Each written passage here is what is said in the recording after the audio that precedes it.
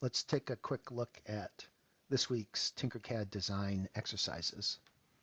Log into the class, log into the class Tinkercad page, click on Resources, Learning Center, View All, and scroll down. The three exercises you'll be working on this week are the saw-shaped wrench, make a gear in Tinkercad, and Minecraft party glasses. All three of these make use of the duplicate and repeat function in Tinkercad, which can be very handy in creating complex designs very quickly. Let's take a quick look at that feature. I'll click Review because I've already completed this exercise. I just want to get in and look at the screen. So the way this function works is I'll drag out a shape here and I'll resize it to 5 by 5. Tap the F key on the keyboard. Whoops. Click outside of the model, then click the model and tap the F key on the keyboard to zoom in.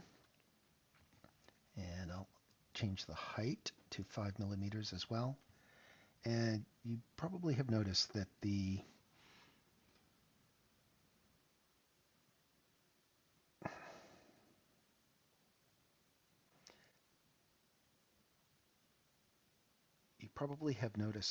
rounded shapes like the sphere and the cylinder have sort of low resolution, sort of straight edges. You can smooth those edges out in the case of the cylinder by using the sides slider and just increase the sides all the way up. You can see that makes that nice and smooth. So now I'm going to look at this object from the top. I'm going to click on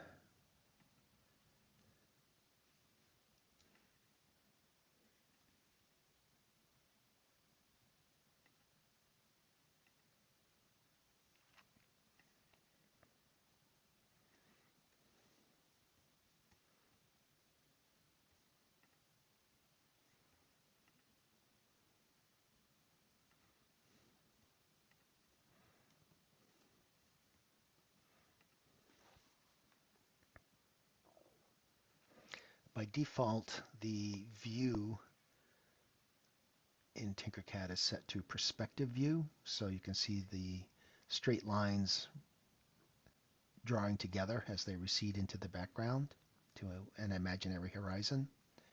But for careful placing of shapes, I prefer the orthographic view, so I can change that here. And that means when I'm looking at an object from the top or from the side, I see a flat version of the object. So we'll see in a minute why that's important to me.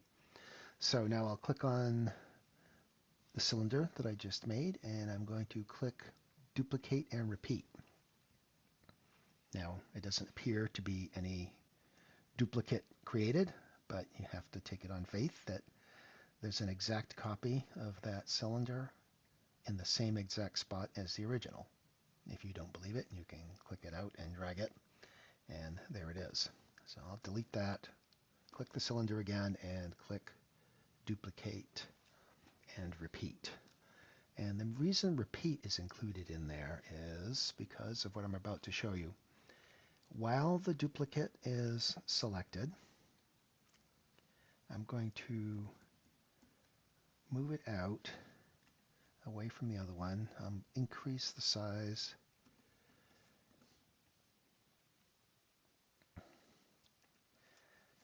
Tab 10, enter, close that, and I'm also going to increase the height by 10. So I'm doubling the dimensions.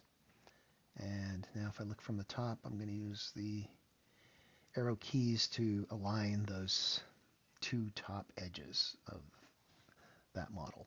Notice I have not at any point deselected the duplicate model. And that's important for this next step. So I'm now going to click duplicate and repeat again, and what it's going to do is duplicate the model and repeat the changes that I made to the that I applied to the first model. And I can just keep going on and on and on.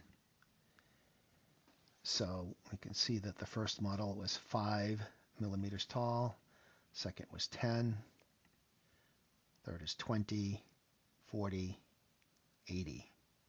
Right? So it applied the same changes proportionally to all of the models that were then created. Now it's easy here to just select them all and group them together, and I now have a single new model. So with this simple function, it's very easy and quick with a little forethought to create quite complex shapes very quickly and easily.